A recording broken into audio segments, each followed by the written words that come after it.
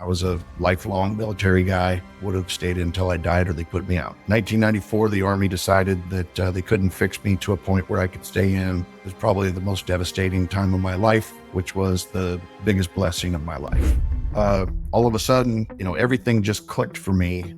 I became one of the best refrigeration guys in the country. I love that. The first 6 years, we more than doubled every single year. Wow. The last 2 years, we had to pump the brakes. Why? Because we outgrew our profit margin by a lot. Cash flow just got too difficult.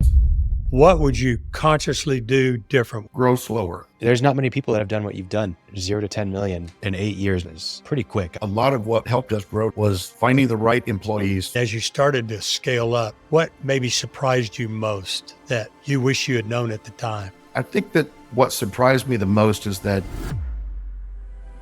expert advice, practical tips, real-life stories. Have less stress, more time, and more money in your business. Welcome to the Cash Flow Contractor. Brian, I made a massive decision in my life last Friday, and I've stopped caffeine completely. That's a joke, right? Cold turkey. That's real. That's real. What's for? I haven't been sleeping well, and I read somewhere, someone said something like, basically I was having anxiety at night going to bed. I started thinking about all this stuff. I think everybody's been there, especially business owners, but they said, you don't have anxiety, you live an anxious lifestyle. And so I was like, oh, okay, what can I change about my lifestyle to maybe help me sleep better? The first thing that came to mind was caffeine. So I'm off the caffeine. I just got my herbal tea because I need something hot to give me that placebo effect of coffee. But yeah, it's been, I never take naps, but it was Friday that I stopped, and both Friday and Saturday I took an hour nap, and I haven't done that since high school. You're a little young to be napping, right? I haven't napped since. I think it was more of the withdrawal. I agree with you. I have a hard and fast rule that there's absolutely no caffeine after 7:30 at night. I just late. Won't do it. I'm not going to drink coffee. That's so late. I have no. What's that? I have no rules. No rules. Yeah. No. If I want coffee, I'm going to have some coffee. I drink what I want when I want it. I have no rules. There you go. I got a question for you, Mike. How many cups of coffee did you consume growing your business from 0 to 10 million in 8 years? Probably a lot. I drink about a half a pot in the morning, and then that's it. Oh, okay. That's fair. That's not unrealistic. Well, it depends on how big the pot is. I got a 26 cup pot. Anyway, go ahead. No, that's great. Yeah, I'm excited to talk to you about this journey that you've been on the last 8 years. Mike, how about you just share with our listeners a little bit about who you are and where you're from? Okay. My name is Mike Kelley, and I grew up on a dairy farm where I got my work ethic from my papa. And he was the hardest working guy in the world. He taught me that hard work pays off. And so from a kid growing up and having to set my alarm for 3 o'clock in the morning, go saddle the horse, bring the cows to the cow barn, count them, make sure that they're there so he can milk. I'd go take a shower, go to school, come home and milk until 10 or 11 o'clock at night so I could start over in the morning. Wow. And that's how I grew up as a kid. So I got the work ethic from that. Knew that I did not want to be a dairy farmer. And so this was back in the 80s when the oil crash hit, and us kids couldn't get a job anywhere. And so at the age of 17, my happy birthday to me was I went down to the Army recruiting station and enlisted in the Army National Guard. Wow. Spent a couple years in the Army National Guard and decided to go active duty, and spent a total of 9 years, 7 months, 15 days in the U.S. Army as a airborne infantry paratrooper. I got hurt in 1992. 1994, the Army decided that they couldn't fix me to a point where I could stay in and they made me get out on a medical discharge. It was probably the most devastating time of my life, which was the biggest blessing of my life. I was a lifelong military guy, would have stayed until I died or they put me out. Had 4 kids, single dad, and we ended up settling down in Arizona, and I got into the air conditioning business. Found a veteran that was a Navy admiral that had his own air conditioning business there, just a small mom and pop shop. I knew nothing, and he was willing to give me a shot, gave me an opportunity. Growing up on the dairy farm, we never called anybody to fix anything. If it's broken, you fix it. And so I've always had the mentality, the only thing I can't fix is something that ain't broken.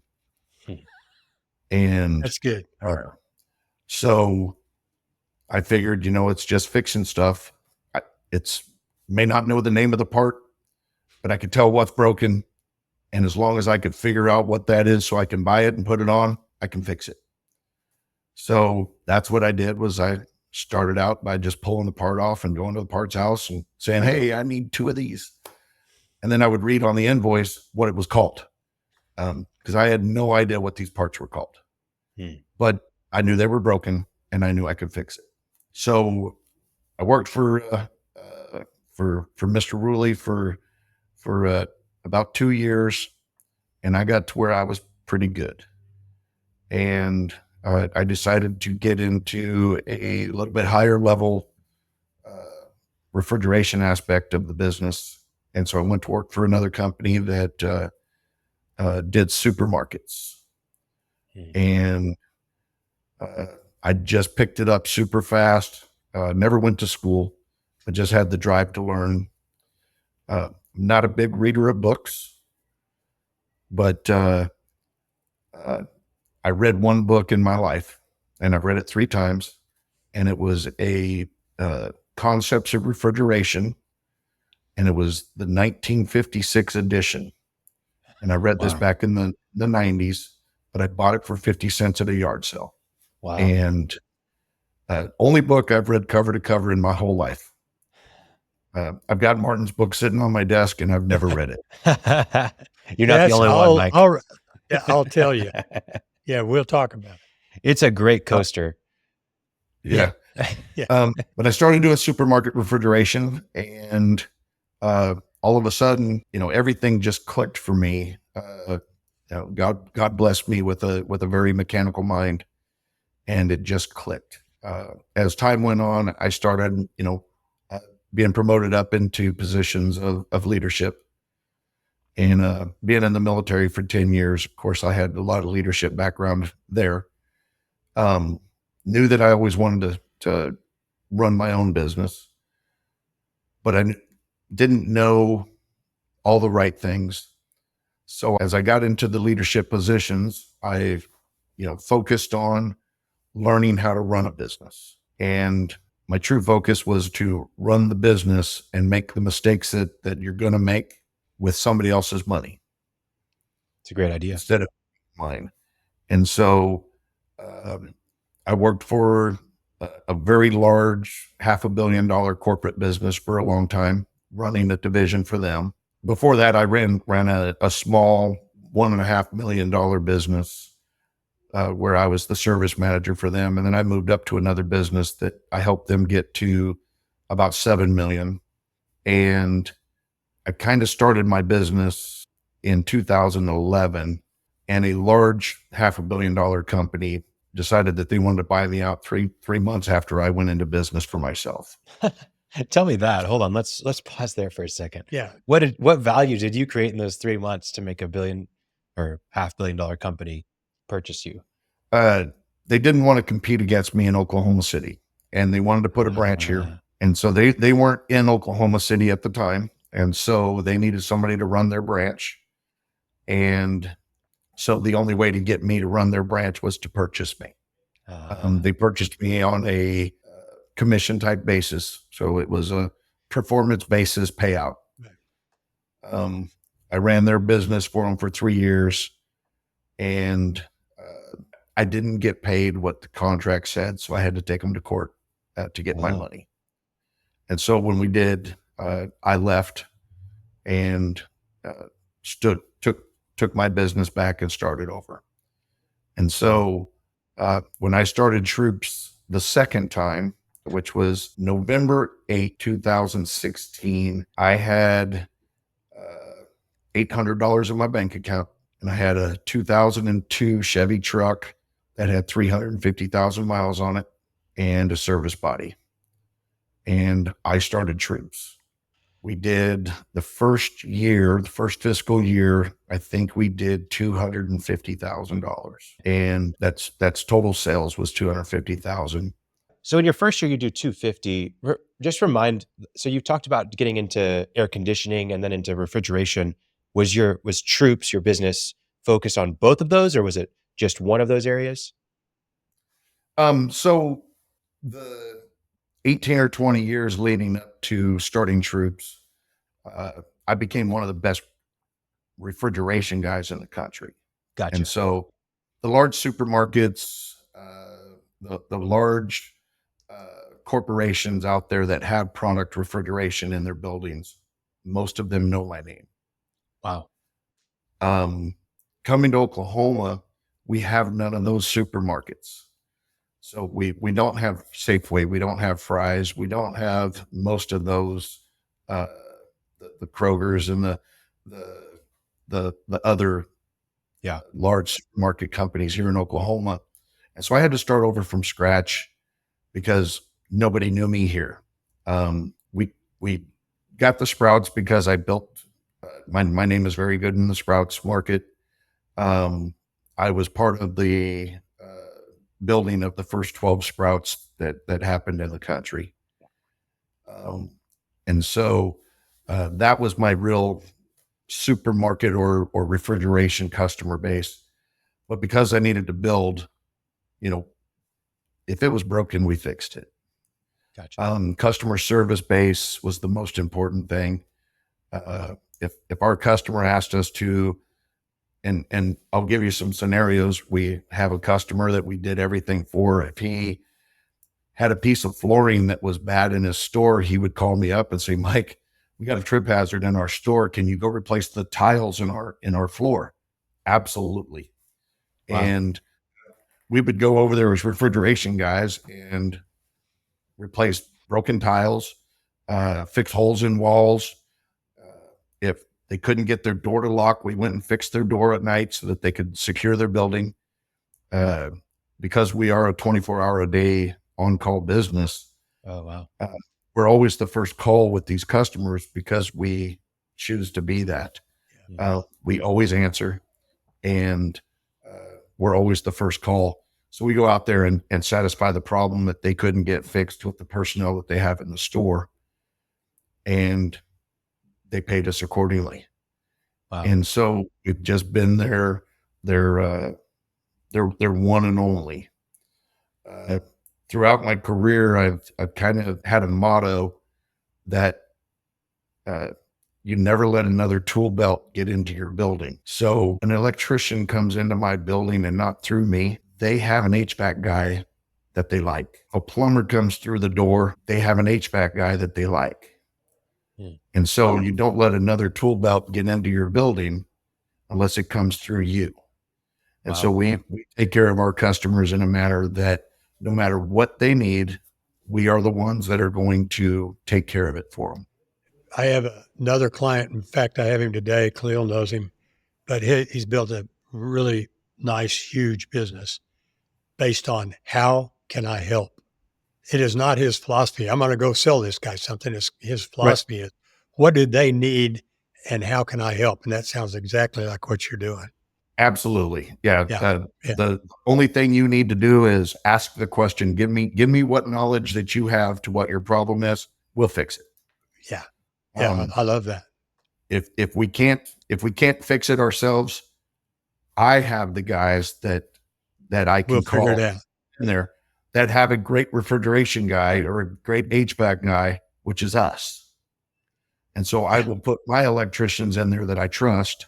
I'll put my plumbers in there that I trust. And then I know that no matter what, my customers are taken care of the way that I would take care of my customers.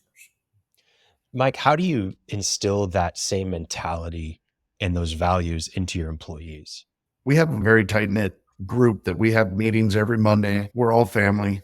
Whether we're blood family or not family, we're all family. And I work side by side with them. So I still go out with the customers. I still go out with my employees.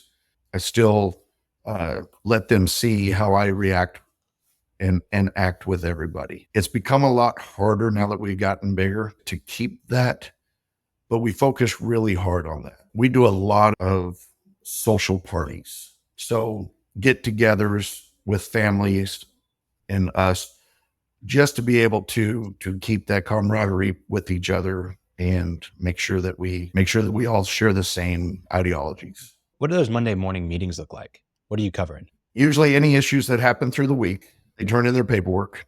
All of our stuff's on our iPhones and our iPads. Yeah. But they have to turn in their timesheets, and they have to turn in any checks that they happen to collect by COD customers and that type of stuff on Mondays. And then we have about an hour-long training meeting over where we may have somebody that's lacking just a little bit. What we try to do is we try to, in the wintertime when we're not so busy, we spend a little bit more time. We try to give each lead technician an opportunity to teach the class. And what we normally do is somebody in his team or somebody in or himself, something that he struggled on during the past week or month, he needs to investigate and read up on and figure out where he may not have known or where his technician may not have known, and then teach the class. I find that in any class setting, the person who usually learns the most is the teacher. Oh, absolutely. So I try to have them teach it instead of me. I don't need to learn as much as they do anymore. And so I try to get them to teach it. That way they're going to make sure that they know it inside and out before they go up there and teach it, instead of listening to a little bit of it and not really understanding it. Nice. So you had mentioned earlier that, before you started your own refrigeration company, that you were working at a huge corporation and you wanted to learn how to run a business, and you wanted to make the mistakes there rather than on their dollar, not on yours. What are some of those mistakes that you made? What are some of the things that you learned on their dime? The training aspect, the employee aspect. When we make a mistake in the field, it costs the company money. Right. Because you can't charge the customer for our mistakes. Some businesses out there do, but those guys are the ones that I take their customers from them. If you mistreat your customer and you charge your customer for something that you didn't do, you're going to lose your customer to me. So we try to make less mistakes, but when you make those mistakes and all that, it costs you a lot of money. Getting billing out timely is the biggest mistakes that we've made in our business. And because I wasn't in charge of the billing aspect there, that is where I didn't learn that. Yeah. I was the go fix it guy, get it fixed fast. And when I get around to it, I'll send that invoice. Yeah. And we have learned that that's not the way to do it. Yeah, that really, it's maybe restating a little bit of what Cleo said, but when you're talking about everything you learned, it was technical, skilled, best technician in the marketplace. Right. I'm going to go run a business. Oh, I got to sell. Well, if you're really, really good, maybe you make selling look easy, but still you got to market and sell. You got to keep that culture that you're talking about. You've got to delegate, because you can't do everything you used to do when you had 2 employees. Now that you've got 30-ish employees.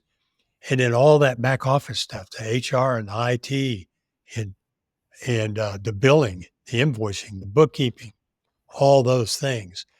What, if I can ask you this fairly, surprised you the most? I'm going to presume when you started, you didn't think you were going to go to 10 million in 8 years, but you were going to go to 1 million. And as you started to scale up, what maybe surprised you most that you wish you had known at the time? So I think that what surprised me the most is that the key people that we got early in the business, that most of them are still here, Wow. that helped us get here, that they take pride in what we were doing also.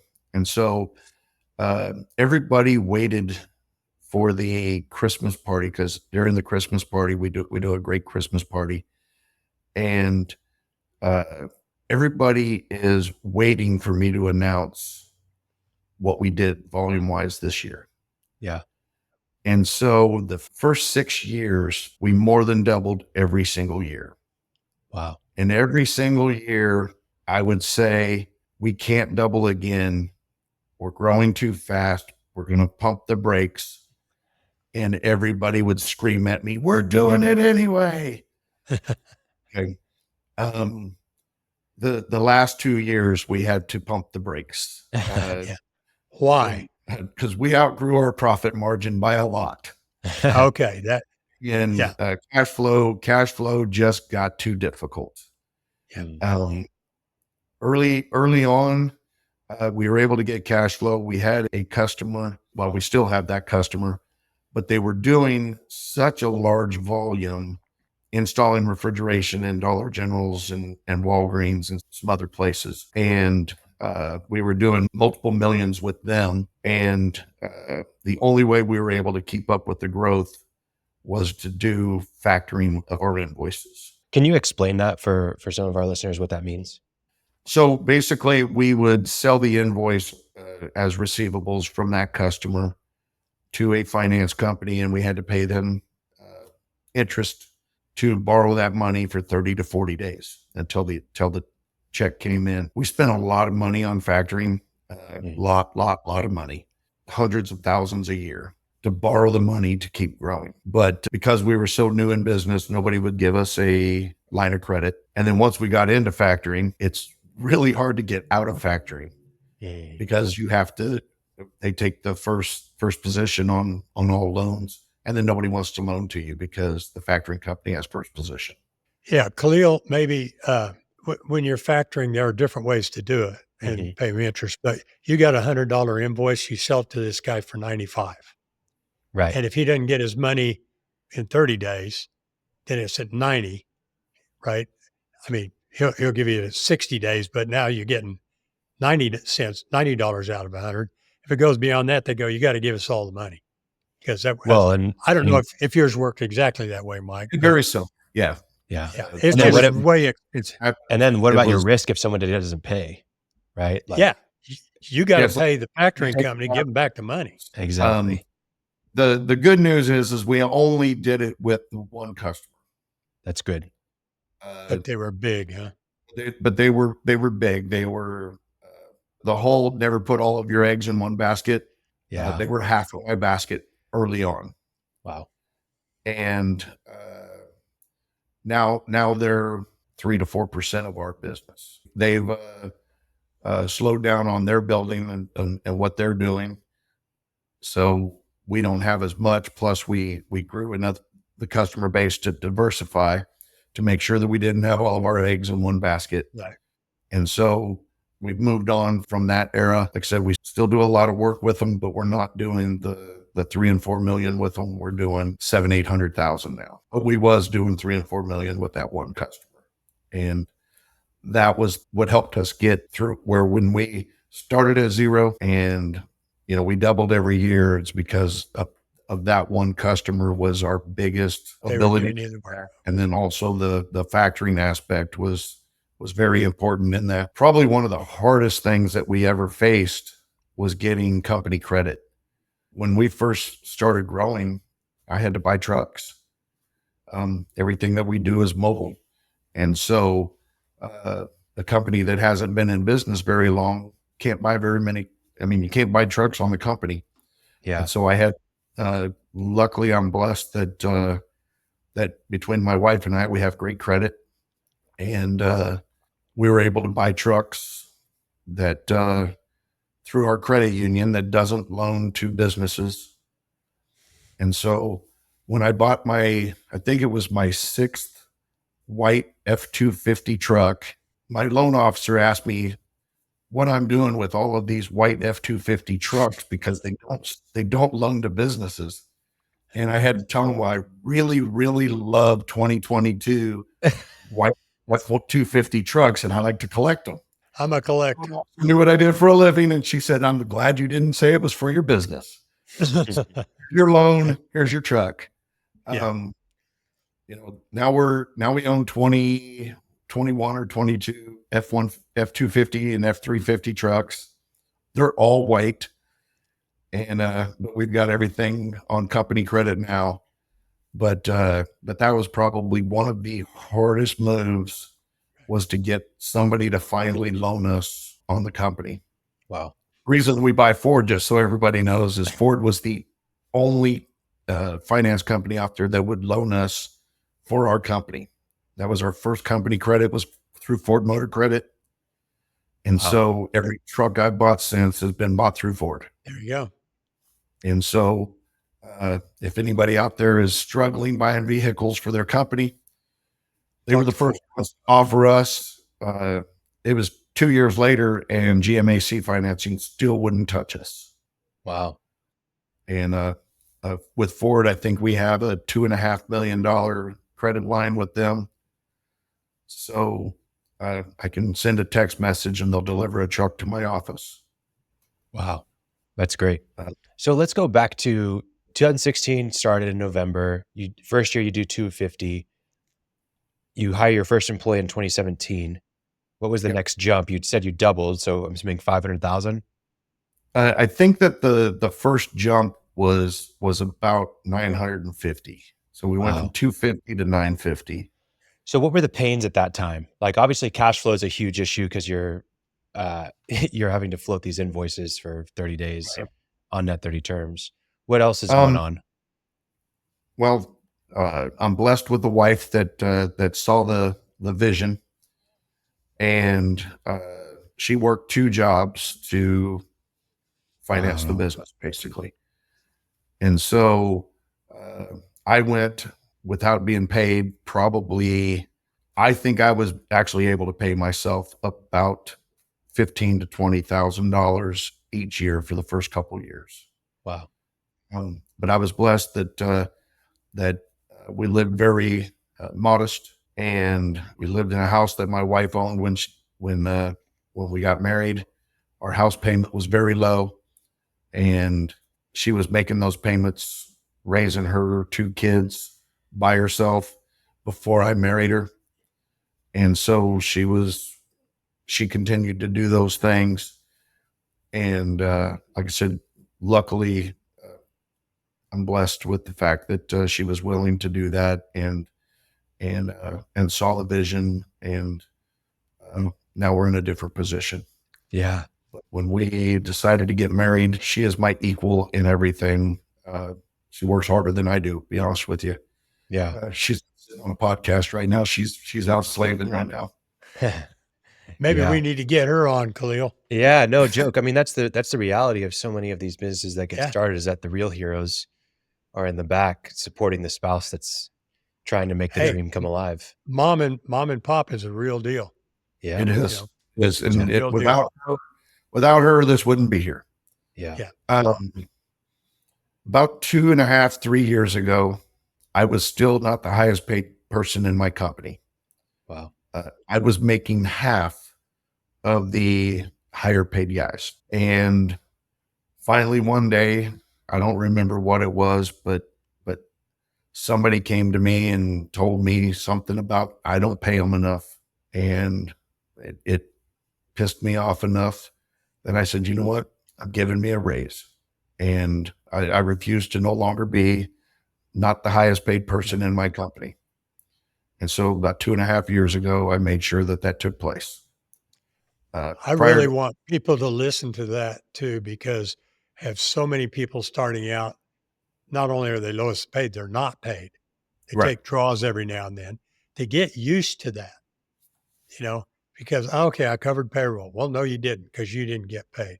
I think it's real common, but I like that you got pissed off and said, I'm not doing this anymore.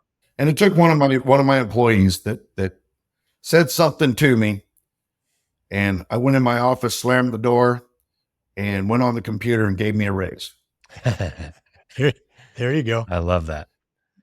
But what I do is I don't take draws from the company. I am an employee of the company. So I'm a W-2. I get a paycheck just like everybody else, pay taxes just like everybody else. It makes it a whole lot easier when I want to go buy something personal. If I want to go buy a new side-by-side or something like that and I want to finance it, Or a house, or a house. not you necessarily, but But yeah, when we bought our house, it was really simple. Here's my W-2s from the last 7 years. This is how much money I make. And they didn't need to know that I own Troops. I'm an employee of Troops. And this is how much money I make. And if they asked the question, I would tell them, yes, I own it. But if they don't ask the question, here's my W-2, I'm an employee. Yeah. And that way they don't need to see all my business financials and everything else to see if I can afford to pay.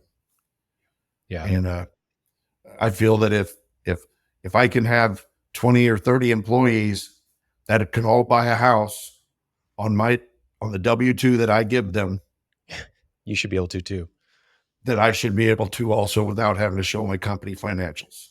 and isn't that a wonderful position for you to be in to enable 25 or 30 people to buy a house because of what you built? Absolutely. Absolutely. Jack Stack of the Great Game of Business, that was his motivating factor, was he wanted everybody who worked for him to be able to buy a house, and he made that happen. So it's wonderful. So I'll ask it two ways. Maybe we did this a little bit already, but knowing now what you didn't know when you started, you knew technical really well, you really got along with people. What would you consciously do different? What would you tell your second year in business self to go do to head off some of the issues that have come up, like cash flow and banks? And Grow slower. I would have grown slower, but I say that I probably wouldn't have listened. But when I look back at it, it would have been easier if I'd have grown slower. okay, I probably would have had less bad employees. okay, Everybody has employee issues. We're blessed with a great core base. That being said, to find that great core base, we found that we have to hire around 10 people to to get a find keeper. somebody that's great core base people. So 1 out of 10 stays more than 8 months. And that's either by their choice or ours. I'm a really, really nice guy for an asshole. And if I'm going to work hard, you have to work hard if you're going to work here. I shouldn't be the hardest working person here, but I am. And so usually I challenge these younger guys to work as hard as me. And that motivates them to do that when I get out there on the roof and I outwork them. But we lose a lot when I demand them to grow. And so they'll either leave or we'll ask them to leave if they don't grow. What is that growth that you're looking for in them? What are some examples? Their technical knowledge, Okay. and their maturity. I need employees to care about my customer as our customer cares about for us. Our customer base, they are very, very, very, very babied. And every time we don't baby them, I get a phone call. And they expect that if they call us, Troops will fix it every single time. And we'll make sure that it's right. And so, early on in the business, I touched every single invoice. I touched every single job. I knew every single thing that's going on with every aspect. But we were doing, 25 to 30 invoices a week. Really simple to keep up with 25 to 30 jobs. We do probably 50 invoices a day, Wow. Oh, wow. maybe more. And I think that last year I looked at our invoice numbering, and I think that we did somewhere around 25,000 invoices for the year. Oh my God. It's a lot of invoices. So some of these are kind of small repairs, but some of them are medium, and then you have big projects, just everything. $100 projects to $1 million projects. Wow. Wow. So Hey, I wanted to jump something that you said. Um, your employees, the guys that stick with you, are motivated. You're really happy people. They like the Christmas party, and one of the reasons is because you give them the numbers. yep, And is that all the numbers? I mean, you tell them sales, gross profit, margins, they net see profit. we don't hold back anything. We're very open. Um, they're the ones out there working super hard. And Yeah. so uh, sharing that information with them is important. Has it been that way since you began, or did you start doing that at some point? Or Yeah, I've always shared that with them. I feel like they need to know where their hard work comes in and pays, and they also need to know where when they slack, where it hurts. And every employee thinks that they're worth more than they are. And so when you show them the actual numbers, they can explain to themselves how they can be worth more than they are worth today. I try to give raises before somebody asks for a raise. If I'm underpaying somebody, I try to catch that and pay them what they're worth plus $1. So I always pay them what they're worth plus $1. But then again, worth is what they're worth to my company. Right. Somebody else may have a higher need and they may offer them more money. I just lost 2 guys that were my 2 leads. They jumped. They went somewhere else about a month ago, and they went for $4 an hour more because they were worth $4 an hour more to that company that day. One of those guys, he put in his notice there, and he comes back to work here Monday. We had a conversation yesterday, and he asked me, he said, "So can we negotiate money?" I said, "Sure." He says, "Can I get what I'm making here?" And I said, "No. I will put you back exactly where you were. We can pretend that you never left. And I still need $1 more an hour out of you because I've been paying you $1 an hour more than what you're worth." And the reason it didn't work there was because you weren't worth it, or that company wasn't worth it, or that company didn't have enough work for you to pay you. So 30 days later, he wants to come back. And again, I fully believe that he was where he belonged then. And that's where I brought him back at. And he accepted that position, and he's coming back on Monday. Wow. But Well, Great lesson for him, for everyone else too, just to stick to your guns, to know what your employees are worth to you and to help them understand that. I think everyone wants to know that. Like, hey, where do I bring value to your team? Where do I bring value to this company? Right. And how can I continue to grow and add more value? That's great. Are your employees compensated? Is there like a bonus structure or anything like that based on profitability or commissions or anything like that? no, we are solely hourly. Okay. They get their compensation through their hourly labor based on how good they are. I've in this business, our industry is very, very corrupt. And when we pay an honest employee a sales commission, in my opinion, it gives an honest person an excuse to be dishonest. There's 2 ways of having a large customer base. One way is huge advertising, screwing over your customer and always needing another customer, or always taking care of your customer correctly, and you don't have to look for more customers. So if we go out there and we're dishonest or corrupt, and we give that excuse to our employees to be corrupt or dishonest, to be able to feed their family or to increase their lifestyle or for any other purpose, then I have to go find new customers every day. We don't have to advertise to do that because we don't lose customers. And one of the things that some of the guys say that don't stay here very long is that they made more money somewhere else because they got the sales structure bonus. That's where they belong. Here, you can sleep good at night. I get to sleep good at night because I never messed anybody over. We charge a fair wage for a great job, and we pay our guys accordingly. So, that's how I believe that it should be run. And be it in the refrigeration side of the business versus the HVAC side of the business, most of the refrigeration companies operate in the same ideologies as I do. Most of the HVAC companies operate the other way. Stepping back just a second, you said without hesitation when I asked you what would you do differently, you said grow more slowly. Yes. Okay. It may be obvious, maybe not. What does growing more slowly allow you to do that would have prevented the issues?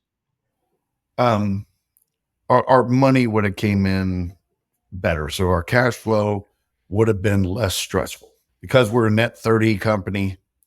By the time we complete the job, process the invoice, get the invoice to the customer, that day that the customer gets the invoice, they've got 30 days to pay us. Most of You'd our be happy to pay you in 45. most of our customers pay us on time, but nobody pays us 5 days early. They always pay us on due date. Right. Yeah. And had we grown slower, that cash flow would have came in at a better rate.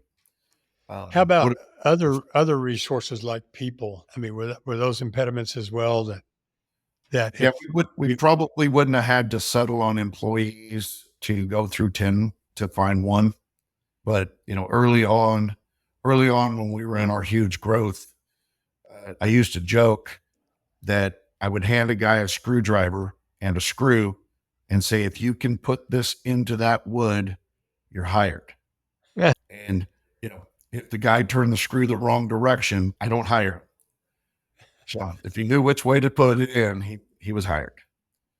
And well, me being me, I slow. being me, what jumping a little bit, how did you start out keeping books and how do you keep books now? You don't have to be real specific. Are you happy with it? Does it give you the information? Do you use them? We're good now.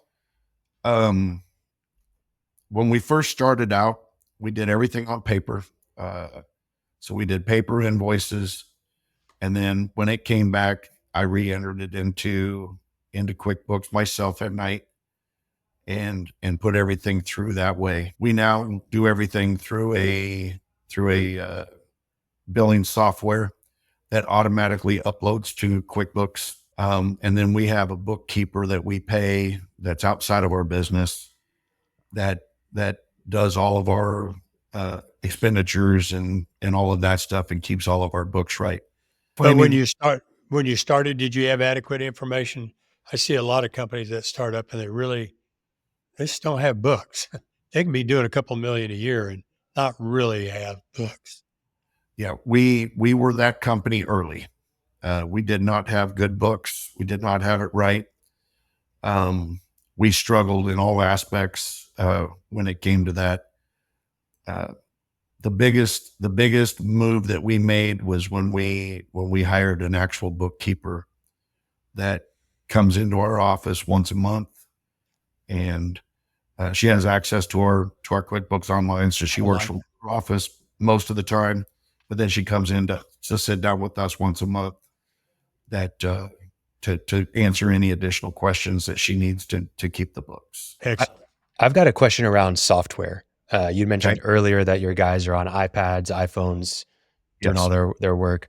When did you start adopting software? What year was it? And what is your tech stack? So the softwares that you guys use to run your business. So the first one that we moved to was called, I don't remember what it was called. That's okay. It was a very simplistic, very inexpensive solution for our problem. What it didn't do was it didn't give us the ability to track and be able to go back and see what somebody else did on a job prior. And it didn't really have good abilities for the commercial side of the business. It was made for a 1 or 2 truck, mom and pop HVAC company.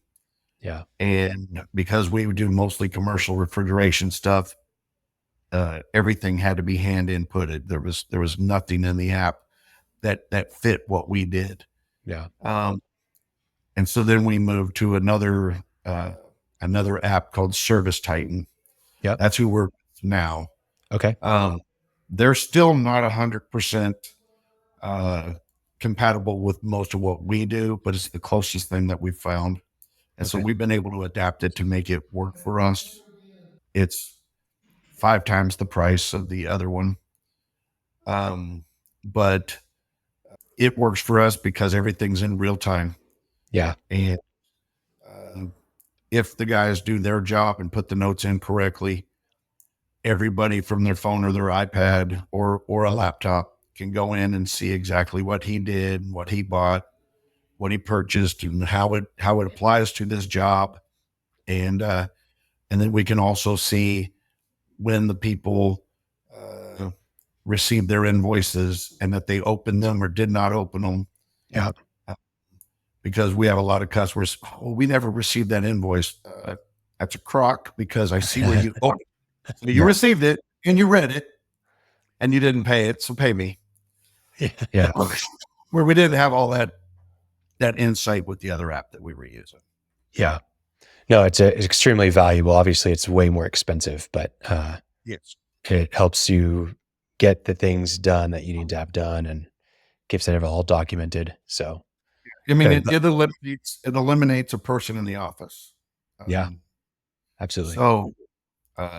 So it's more expensive, but I don't need as many people billing to keep up. So we needed more people billing with half of the workload than what we need now with this app.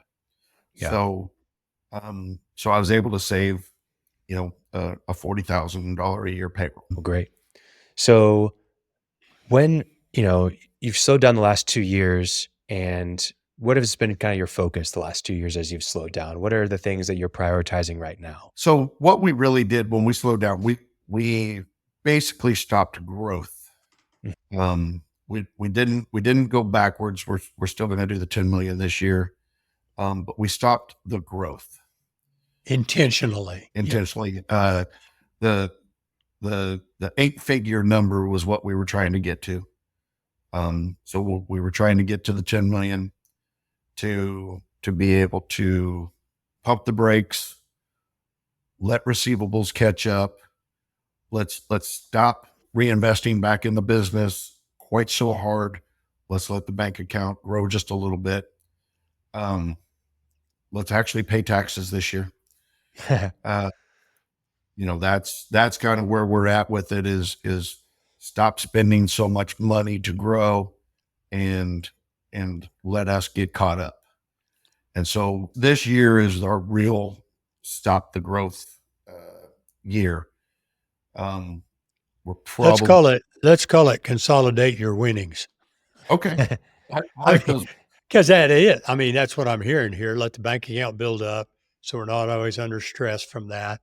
Right. Accumulate the guys, pay some taxes means not that you didn't make money, but quit buying so much stuff Right. that maybe we need or maybe we don't need. Nothing wrong with taxes. No, I love it. It's so scary when you look at your receivables on a daily basis and they're in the $800,000 range that people owe you, and you go check the mailbox and there's no mail, and it's like, but you owe me $800,000, Yeah. and that money isn't coming in on the same basis that I feel like it's good. So it does get scary at times, and we bumped the brakes just a little bit. We're going to let it catch up, and then we'll go back through another growth spurt. Here in another maybe next summer. But the way that we've always done it here, and this is how we've grown, is that we build employees during we're a very seasonal industry. Nobody ever calls us and says, "Hey, by the way, my air conditioning is working great. Come drink a beer with me." All my customers always call me, "Hey, our stuff's broken. come fix it because the weather sucks. And so when it's hot, we're real busy. When it's super cold, we're real busy. When it's real mild and everybody's opening up their doors and windows to let the fresh air come through, even if it is broken, they don't know. So they're not calling us. So we grow during the slow volume time. That's when I go gather customers, and we grow our employees during the time that we are busy. Gotcha. This year when we slow down, I will still probably go out and grow some customer base, and we'll do that for the simple purpose of making sure that our employees have enough work to stay busy. Yeah. I have to make sure that they're getting their 40 hours. They all went out and bought houses. They all went out and bought cars. They all went out and built a life. I can't say, hey, we're going to stop supporting you while the weather's super good. Yeah. So I will have to go out and still build some customer base for the winter. Yeah. But we're not going to do it in the same manner that we did in the past, where we're trying to gain double the base like we had in the years in the past. Mm. Well, I think you just showed us another side of your leadership. First part being you lead by example, which I think is you're on the roof with them. You're not going to ask them to do anything that involves their danger in your arm or your safety, right? And then Correct. just another one So- there. That's a big deal. You care about those guys, and you're not going to let them buy a house and a car and then tell them, sorry, changed my mind. So that's two impressive things. Yeah. And there's not many people that have done what you've done. 0 to 10 million is definitely a big accomplishment, but in 8 years, nonetheless, is pretty quick, I would say. So congratulations. Well, you kind of on gave getting it this far. You kind of gave us the short-term goal, right? You're going to consolidate. You got anything in your head for the next? Were you thinking 20 or get to 100 million or do acquisitions? Any of that kind of stuff rattling around in your brain? We'll probably keep growing. I don't know that we truly have a huge goal going forward as far as more massive growth at this particular time. If we find the right person that I can build a portion of a business on, then that will Big change. deal. Yeah. A lot of what helped us grow to this point, and I probably should have brought this up back then, was finding the right employees. Yeah. If you have a team that can do it, then do it. If you don't have a team that can do it, then you don't. And so the team that I have built right now, this is the perfect level for this team. If all of a sudden we get a new quarterback and we can score more, by all means, we'll get the wide receivers that he can throw to, and we'll build this again. Yeah. You know what I mean? But until we find that, I think that we're at the perfect spot right now that we can go out and win games every day where we are playing in the league we're in and staying here. So as far as a goal goes, the biggest goal would be to find that next quarterback That's a fantastic goal. that Yeah. can go and then at that point, that's when we'll decide that it's time to go back in that growth spurt. I just, like I said, I just don't think that we are in a position now to continue the growth with the team that we have. Everybody that we have that is quality, has a job, and they are very very dedicated to that job, and they're very successful in it. So, if we can get to that point, we did try to do a few things. We opened up a plumbing division. I thought I had the right thing. We backed off on that. We still do plumbing, but we're not going to grow it like we were. And then we had a branch in Austin, Texas, that I thought I had the right guy. And 2 years after that, realized that He didn't have the same drive I had. And in 2 years, we had 4 trucks down there, 4 employees.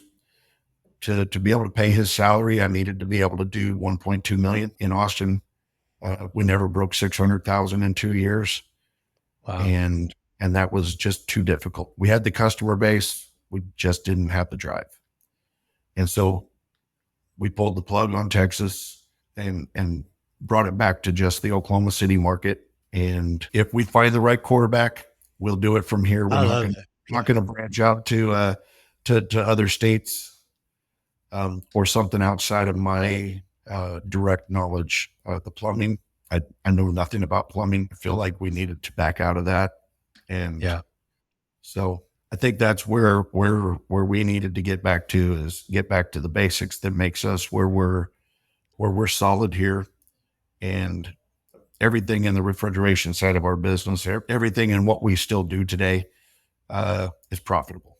And the other ventures that I mistakenly went off into were not profitable. Yeah. Brilliant. Well, good lessons. Good lessons to learn. This has been really fascinating. Thank you for your time today, Mike. It's really a pleasure to get to hear your story and to learn from you, and proud to see everything that you're doing in the state of Oklahoma for people, but also just as a business owner. It's inspiring. So thank you. Thank you. Yeah. Thanks, Mike. Thanks for tuning in to The Cash Flow Contractor. Follow us on Spotify, Apple Podcasts, and YouTube.